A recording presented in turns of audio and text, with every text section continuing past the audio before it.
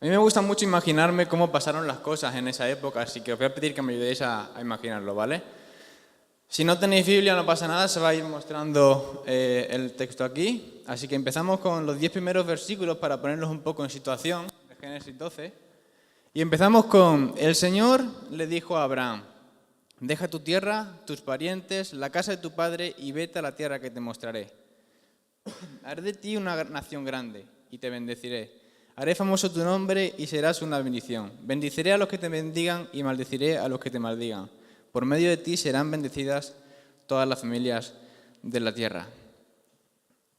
Vamos a ver en los 10 primeros versículos de Génesis un Abraham muy diferente a los últimos 10 versículos. Aquí vemos el inicio de una relación de Abraham con Dios. Y es Dios el que habla. Y le hace una promesa a Abraham que va a cumplir a lo largo de toda la vida de Abraham. Le promete una descendencia que todavía no tenía y le promete que le bendecirá donde quiera que vaya. Y la primera reacción que tiene Abraham es salir. Parte de donde estaba. Pasamos a la siguiente. Al haber oído a Dios, abandona toda la vida que tenía. Niega su cultura, se desconecta de su familia, deja a sus amigos, sacrifica sus buenas raíces, echa por la borda cualquier futuro que pudiera haber planificado y, siendo un hombre de unos 75 años de edad, lo deja todo atrás para irse quién sabe dónde. De buen agrado intercambia lo conocido por lo desconocido. Compromiso que pocos sextuagenarios estarían dispuestos a hacer y que pocos veinteañeros estaríamos dispuestos a hacer. Abandona la vida establecida y cómoda que tenía para convertirse en un nómada, no solamente física, sino espiritualmente. Y con los ojos puestos en Dios me imagino a Abraham decirle a sus vecinos, a sus familiares: me voy, porque creo en Dios, creo lo que me ha dicho, creo la promesa que me ha dicho, y creo y confío y dependo de Él. Le seguiré donde quiera que me guíe. Y todo eso es admirable.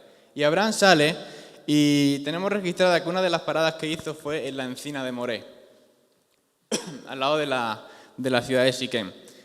Y no sé si lo sabíais, los expertos y los historiadores dicen que las encinas de Moré era un lugar en el que los maestros utilizaban para dar charlas a las multitudes.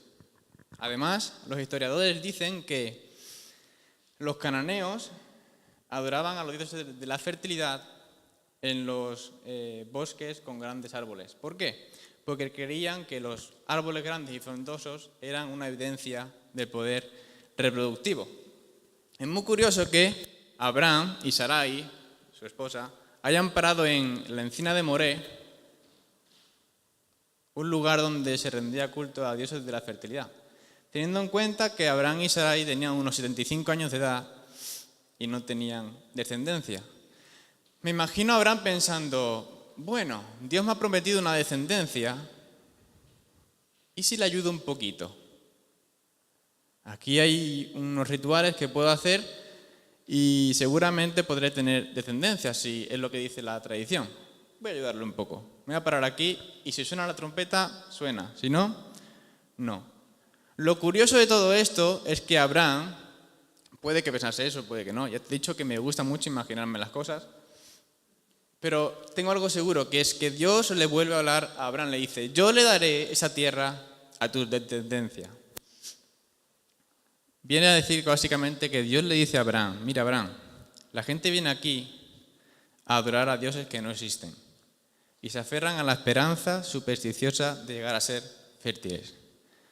Pero tú, Abraham, confía en mí y tu descendencia formará una nación poderosa, porque yo lo haré posible. Y otra respuesta admirable de Abraham es lo que hace: construye un altar. Un altar que serviría como un aporte arquitectónico seguramente a la cultura cananea y algo más.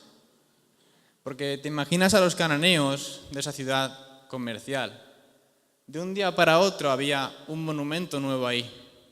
Le preguntarían a los vecinos: ¿esto qué es?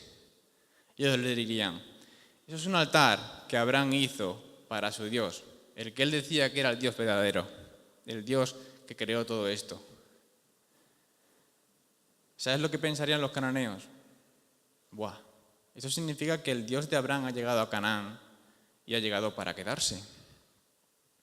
Y Abraham sigue su viaje hacia el sur y se vuelve a parar en una región montañosa al este de Betel. De nuevo acampa y de nuevo construye un altar. De nuevo, Abraham hace una manifestación pública de la relación que él tiene con Dios. Y dice a la gente de la zona: yo confío en el Dios verdadero, yo creo en Él, yo dependo de Él y lo necesito para este viaje que estoy haciendo. Sigue su viaje y llega a la región del Negev. Y aquí pasa algo muy interesante. En ese tiempo hubo tanta hambre en aquella región que Abraham se fue a vivir a Egipto. La causa del hambre pudo haber sido una sequía, cultivos enfermos, una plaga de langostas o simplemente una cosecha fuera de tiempo. En esa parte del mundo el equilibrio del ecosistema es muy frágil y si, por ejemplo, las lluvias llegan tarde, las cosechas producen poco. ¿Te imaginas a un Abraham recién llegado a esa región? Desconocía las tradiciones de cosecha y venía de un sitio en el que lo tenía todo para su familia, para sus trabajadores, para sus esclavos, para sus animales. Y llega a un sitio cumpliendo con lo que Dios le había prometido y solamente ve hambre. ¿Qué pasaría por la cabeza de Abraham?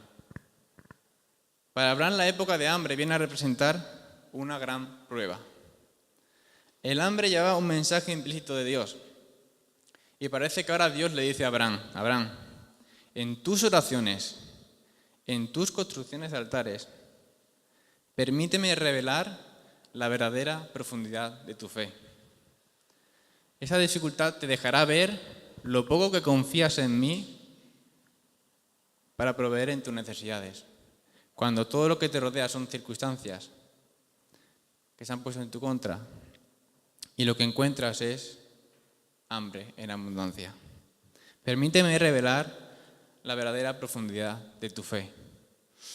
Yo no digo que Dios ocasionase el hambre, pero sí digo que la usó como instrumento para el desarrollo de la fe de Abraham. Y puede que estemos esperando constantemente pruebas de fe, por aquí y por allá. Una cosa te digo, Dios no usa las pruebas para conocer nuestra respuesta de fe. Él ya sabe cómo va a ser nuestra respuesta. Él nos conoce mejor que a nosotros mismos. Él ya conoce el futuro que nuestras decisiones nos deparan. Pero Dios usa la prueba para revelarnos a nosotros mismos cómo somos nosotros mismos. Él usó la prueba para revelar a Abraham cómo era Abraham. Él usa la prueba para revelarle a Rubén cómo es Rubén. Porque una prueba generalmente lleva un proceso, pero en la prueba siempre hay una respuesta estándar que tenemos todos.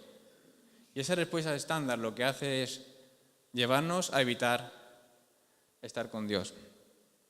Cuando hay una prueba, lo que suele pasar es desarrollamos un instinto de supervivencia. Y lo primero que salta en nuestra mente es: yo creo que puedo pasarla. Poco a poco ese instinto de supervivencia se convierte en una fortaleza. Y ya no pienso o creo que puedo, sino que sé que puedo pasar. Y con el paso del tiempo desarrollamos una agilidad experta que hace que pasemos de yo creer a la acción. Ya no pensamos que creemos, ya no pensamos que podemos, directamente lo hacemos. Porque yo me las apaño solo, porque yo puedo solo. Y sin darnos cuenta, hemos evitado en todo momento pensar en Dios. Abraham no logró pasar su primera prueba. ¿Por qué? La respuesta está al final. Porque se apresuró a ir a Egipto en lugar de buscar el consejo de Dios. Antes del hambre, Abraham había hablado con Dios varias veces, había construido 2 altares, había hecho una manifestación pública de la relación que tenía con Dios.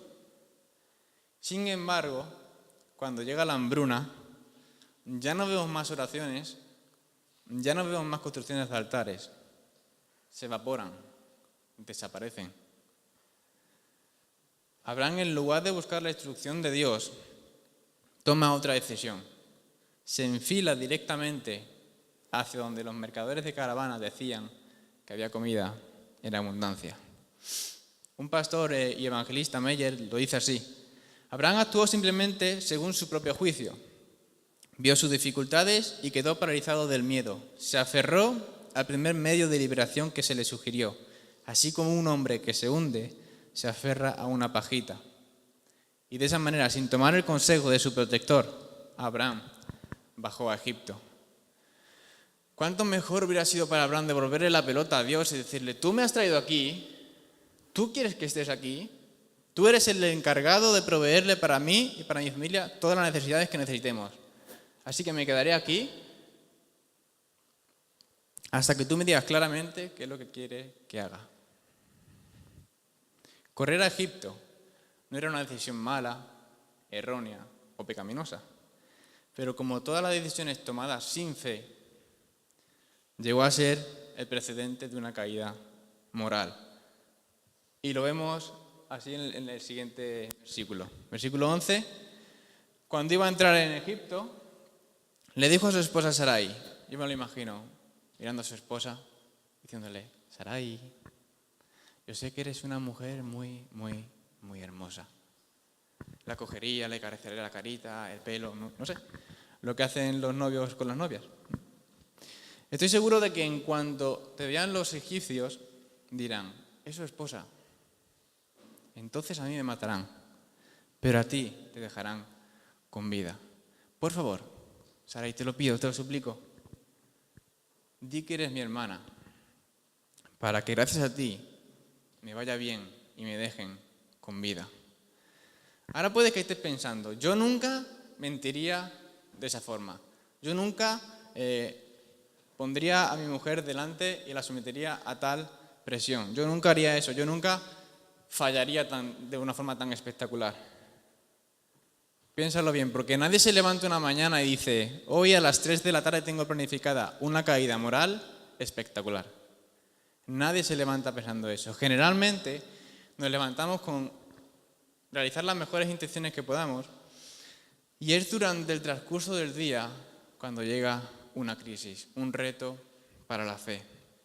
Y es de repente cuando nuestra respuesta estándar toma el control. Y el cerebro solo piensa, como nos decía la semana pasada José Carayol, en el plano horizontal y olvida por completo la dimensión vertical. No obstante, hago un paréntesis, la mentirijilla de Abraham era una verdad a medias. Sarai era medio hermana de Abraham, porque había nacido del mismo padre, pero no de la misma madre. Cierro paréntesis. No voy a meter ahí, porque lo que quiero ver es la actitud de Abraham en este momento de la historia. Al afirmarse el medio hermano de Sarai, Abraham esperaba hacer uso de la costumbre local. Como esposo de ella, directamente podían haberle matado sin ninguna excusa. Pero como hermano, era el guardián, el protector de Sarai. Por lo que si alguien estaba interesado en tomar a Sarai como esposa, tenía que hablar con Abraham para preparar la boda. Lo que él le daría a Abraham tiempo para protegerse. Para que gracias a ti me vaya bien y me dejen con vida. ¿Seguimos? Versículo 14. Cuando Abraham llegó a Egipto, los egipcios vieron que Sarai era muy hermosa. También los funcionarios del faraón la vieron y fueron a contarle al faraón lo hermosa que era. Entonces la llevaron al palacio real. Gracias a ella trataron muy bien a Abraham, le dieron ovejas, vacas, esclavos y esclavas, asnos y asnas y camellos. Yo me imagino esto, Sarai y Abraham y toda su multitud que le seguía, entrando por las puertas de Egipto. Me imagino que Egipto tenía puertas, no lo sé. Y te ves algo que hoy pasa mucho en la sociedad, a todos los hombres haciendo ¡oh! ¡Madre mía! ¡Qué belleza! ¡Qué preciosidad! Todos los hombres daban la vuelta a su cabeza para mirar a Sarai. Y Abraham y Sarai paseando por Egipto, tranquilamente. Todos mirando a Sarai. Hasta que llegan al palacio, al ayuntamiento de la ciudad. Y ven a los funcionarios del faraón. Y los funcionarios ven a Sarai. Y dice, esta mujer, tiene que ser para el hombre más poderoso de esta ciudad. No puede ser que sea para otro hombre. Tiene que ser para nuestro rey. Y rápido van y se lo dicen al faraón. Faraón, hemos visto a una mujer, la más hermosa que nunca hemos visto, la más bella. No hay mujer igual en todo Egipto. Tiene que ser tuya. Y el faraón se reúne con Abraham. Le dice, yo quiero a tu hermana por esposa. Y le empieza a dar ovejas, vacas, esclavos y esclavas, asnos y asnas y camellos. Y Abraham ahora no podía negar que Sarai era su hermana, porque quién sabe cómo hubiera respondido el faraón. ¿Te imaginas a Abraham en ese momento? La conciencia de Abraham tiene que haber trabajado horas extra, pensando que uno de los hombres más poderosos del mundo estaba cortejando, estaba enamorando día a día y noche tras noche a su mujer. ¿Qué pasaría por la cabeza de Abraham? Yo me imagino que en aquellas ganas de intentar relajarse un poco, pensaría, bueno, vamos a calmarnos porque aquí hay unas costumbres locales, hay unos rituales para el matrimonio. Entonces eso me da tiempo para relajarme un poco, porque tienen que esperar y comprobar que Sarai no esté embarazada. Eso es un tiempo largo. Así que Sarai vivía en el palacio, sí, pero vivía aislada, fuera del todo contacto sexual con cualquier persona, sobre todo con el rey. Y mientras tanto, el faraón envía regalos a Abraham, como regalos de boda. No nos podemos olvidar de la única persona de la cual no tenemos ni una palabra, de la víctima de la decisión de Abraham, de su esposa. Aunque Sarai no sufrió un riesgo inmediato de ser vulnerada, imagínate cómo se sentía en cuanto a su esposo.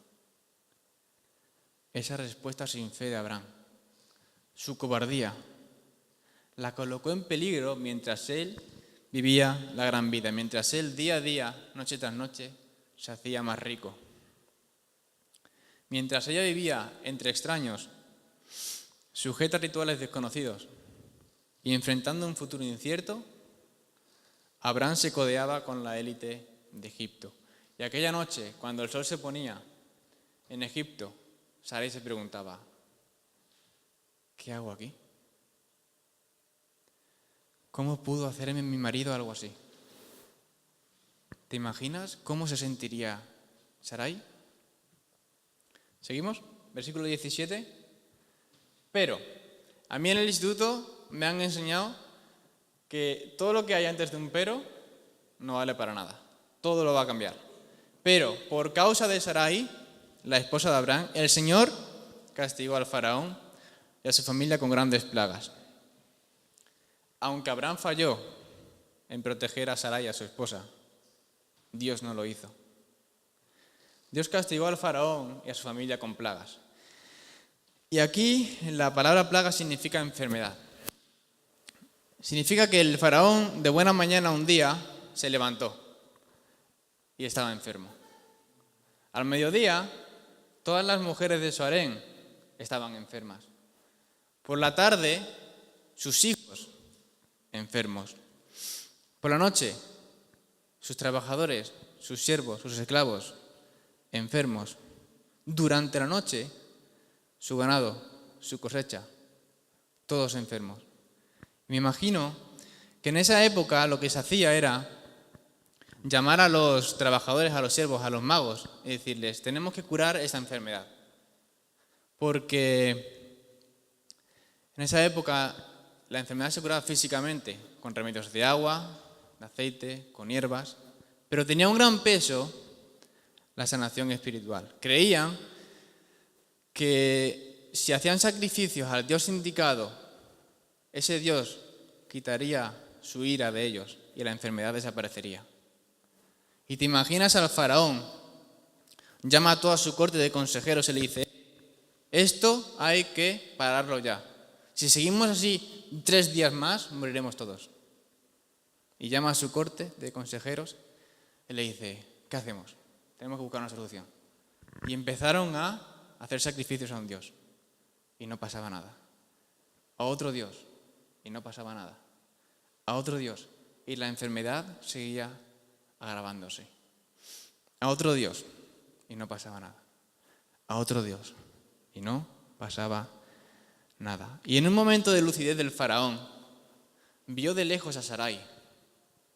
¿Y sabes qué pasaba? Que Sarai no estaba enferma. Y pensaría el faraón: ¿Qué pasa? ¿Qué pasa algo raro? Y volvería a llamar a sus consejeros. ¿Aquí qué pasa? Todos estamos enfermos menos Sarai. Dame una solución. ¿Qué está pasando aquí? Y alguno diría: pues igual has enfadado al Dios de Sarai. Y el faraón diría: no puede ser. Sarai es la hermana de Abraham y me he portado muy bien con Abraham. He seguido las costumbres del matrimonio de toda la vida y las he seguido muy bien. He regalado en exceso regalos a Abraham por Sarai. ¿Por qué su Dios estaría enfadado conmigo? Se crearía un silencio intenso en la sala. Y alguien diría: ¿y si Sarai está casada con alguien y Abraham, su hermano, te ha engañado? Y el faraón pensaría: no puede ser. ¿Por qué iba a hacer eso Abraham? ¿Por qué iban a hacer eso conmigo? Yo no les he hecho nada y me he comportado muy bien con ellos. Y no entraba esa cosa en la mente del faraón. Y seguirían pensando todos juntos. Y alguien diría: pues algo de eso tiene que ser, porque si no, nuestros dioses no son. Eso está claro. Tiene que ser el Dios de ellos, de alguno de ellos. Y el faraón durante el día pensaría: puede que tengan razón. Que Sarai esté casada y yo esté ahí metiendo la pata. Y de una forma u otra, el faraón llegaría a la conclusión de que Sarai estaba casada y que seguramente estaría casada con Abraham, porque si no, no entraba en su cabeza tal enfermedad en su familia. Y en ese momento, hago un paréntesis, porque digo que Abraham debía haber sido moralmente superior al rey de Egipto, porque en ese momento, el faraón llama a Abraham. Y es lamentable como a veces leemos esto, porque leemos: ¿qué has hecho? ¿Por qué no me dijiste que era tu esposa? ¿Por qué me dijiste que era tu hermana? Yo pude haberla tomado por esposa. Anda, toma a tu esposa y vete.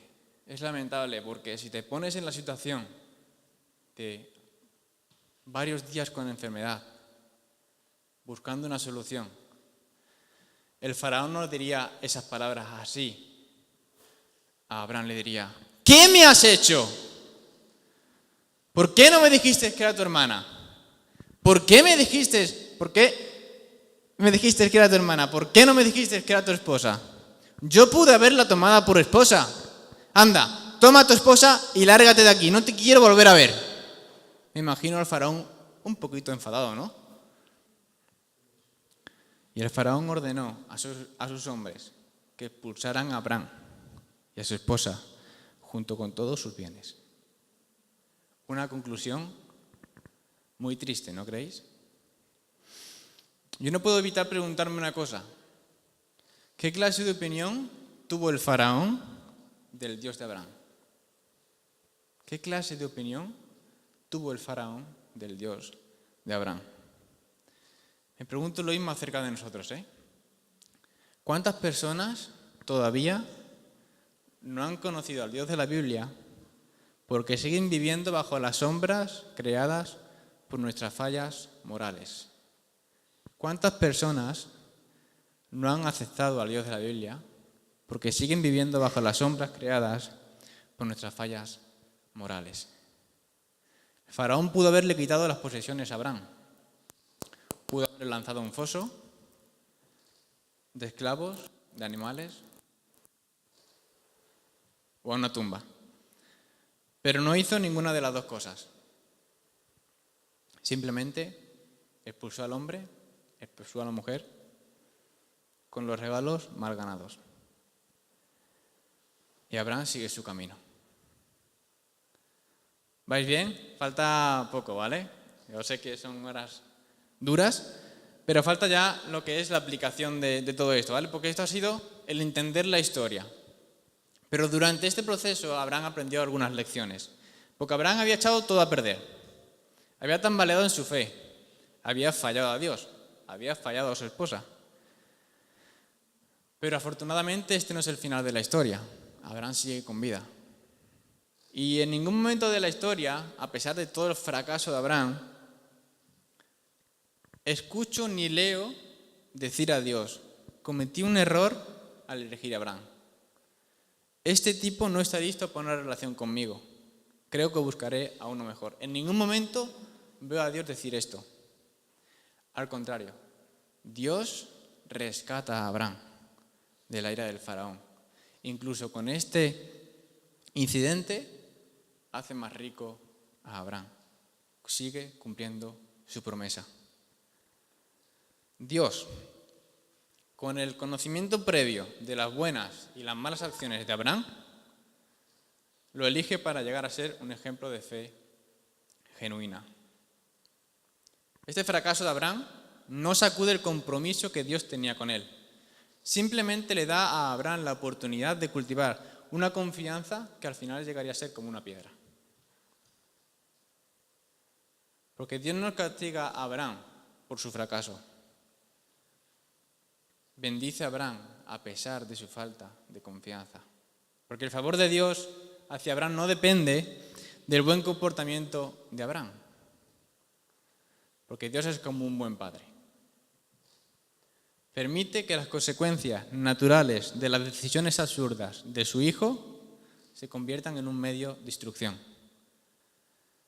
En lugar de enterrarle a Abraham en condenación y vergüenza, Dios usa el fracaso que el mismo Abraham había cometido como una herramienta de aprendizaje.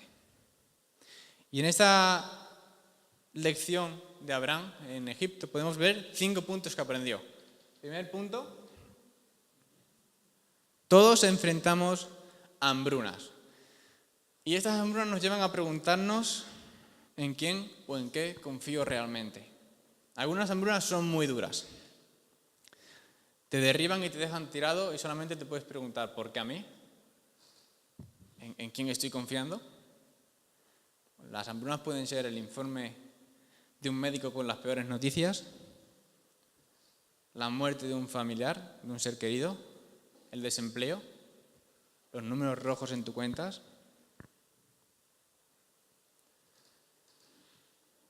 Cualquier experiencia dura, cualquier hambruna, resulta de una forma u otra una crisis para la fe. Y nos desafían a responder la pregunta: ¿en quién estoy confiando realmente? Las hambrunas son destructivas y aterradoras, pero te dan la oportunidad de profundizar más en tu relación con Dios. Segundo punto: cada escape contiene una mentira. Y aquí hay que preguntarse cómo te estás engañando. ¿Cuál es tu vía de escape? Cuando hacemos todo lo posible por evitar enfrentar una crisis, buscamos escapes por medio de antiguos métodos conocidos. Nos decimos una mentira de: yo puedo manejar esto sin Dios. Nos convencemos de que con suficientemente ingenio, valor y suerte podemos sobrevivir a la hambruna. Mira, llegar a la verdad es como pelar una cebolla. Una capa de mentira tras otra, una capa de mentira tras otra, hasta que te das cuenta que en el centro había una persona que había sido olvidada por mucho tiempo. Porque nos hemos pasado la vida escapando de las pruebas, poniendo capas a la cebolla. en lugar de pelar la cebolla y pasar la prueba con el poder de Dios. A lo largo del camino justificamos, racionalizamos, excusamos y minimizamos nuestras falsas. Y mentir se ha llegado a ser tan fácil que ni siquiera pensamos que nuestras racionalizaciones son mentira. Mentir ha llegado a ser tan fácil que ni siquiera pensamos que nuestras racionalizaciones son mentira. ¿Cómo te estás engañando? ¿Cuál es tu vía de escape? Tercer punto, cada Abraham batalla con una debilidad. La pregunta es, ¿cuál es tu debilidad? Esto tiene que ver con todos y cada uno de nosotros. Nadie se libra. Las debilidades nos hacen tomar decisiones imprudentes y egoístas. Y aquí es donde nuestra respuesta estándar lucha con la fe. Preferimos confiar más en nosotros mismos que confiar en Dios para que nos proteja y nos provea. Y ante la debilidad, más religión no es la respuesta. Así que no me cuentes cuántas horas te pasas leyendo la Biblia, no me cuentes cuántos años eres miembro de una iglesia, no me digas cuánta teología o cuántos títulos tienes, porque ante la debilidad eso no vale para nada. Nada de eso puede protegerte de las decisiones insensatas ni de las mentiras que uno se dice a sí mismo. Nada de eso te puede proteger, porque todos somos débiles y todos necesitamos ayuda. Mira, si Abraham pudo haber caído después de haber construido 2 altares, tú y yo podemos dar un paso en falso hacia una caída moral. Y aquí voy a compartir con vosotros lo que es una de mi larga lista de debilidades, y es la soledad. Mi mentira, mi vía de escape hacia Egipto es aislarme. ¿Dónde me aíslo? ¿Dónde voy a Egipto? A mi soledad personal. Yo pienso que estoy mejor solo, que Dios me hizo un ser asocial, que en parte es verdad, pero esa verdad fomenta mi debilidad y fomenta que yo me crea más la mentira de que estoy mejor solo.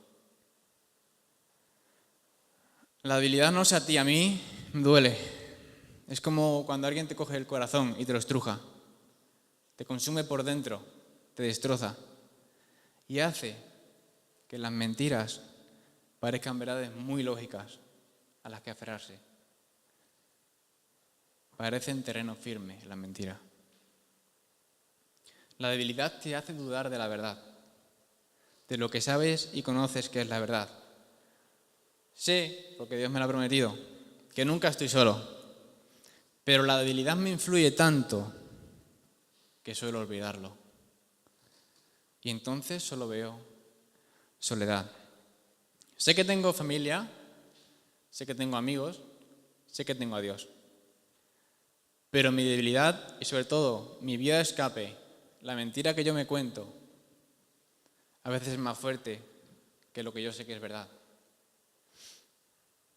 Esta semana me ha pasado algo relacionado con esto, y una de las mentiras que he vuelto a localizar, no superar, es que no soy necesario para mis amigos. Eso me ayuda a sentirme más solo, a quedarme en Egipto. Solo veo hambre, solo veo soledad. Egipto parece un lugar muy cómodo donde pasar un tiempo. Cuarto punto, cada transigencia pone en peligro a una Sarai. Cada vez que volvemos a nuestras respuestas estándar, alguien sale herido, sobre todo los más cercanos a nosotros. Sarai confiaba en que Abraham le guiara bien, la mantuviera a salvo. Pero repito, cuando el sol se ponía en Egipto, Sarai era una nueva adquisición del harén del faraón y se preguntaría, ¿qué estoy haciendo aquí? ¿Cómo pudo hacerme esto? No hay pecado sin víctima, incluso los pecados que guardamos en secreto. Puedes pecar en secreto, pero nunca peca solo. Así que, ¿quién es tu Sarai? Yo tengo localizado a mi Sarai, a varios de ellos, pero no puedo decirles nada, porque sigo en Egipto y necesito un faraón que me expulse de Egipto.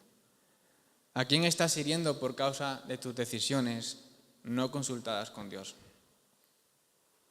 ¿A quién estás hiriendo por causa de tus decisiones equivocadas, propias de tu voluntad? ¿A quién estás hiriendo? Quinto punto y último, todo Egipto tiene un faraón. Vivimos entre gente que no conoce a Dios. Muchos sirven o servimos a dioses de la riqueza, del trabajo, del poder, del estatus, del yo, de mi pareja. Hay demasiados como para enumerarlos. Pero luego oyen que hay personas que tienen una relación con el Dios verdadero, el Dios que ha creado todo esto. ¿Sabes lo que pasa? Te observan. Y te observan para bien y te observan para mal.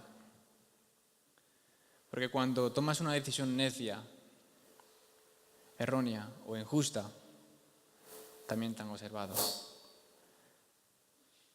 Así que tengamos cuidado porque podemos confundir a los curiosos. Porque nadie respeta a un farsante y nadie admira la hipocresía. ¿Qué opinión tendría el faraón del Dios de Abraham después de ese episodio? Me atrevo a decir, ¿qué opinión tendrían algunos cananeos que vieron a Abraham ir con ellos a Egipto después de que él dijo públicamente que dependía completamente de Dios? ¿Qué opinión tendría de ese Dios los cananeos? ¿Qué opinan? ¿Qué opinión tienen tus amigos, tus familiares, tus vecinos de Dios? ¿A qué Dios estás reflejando? ¿Se parece al Dios de la Biblia?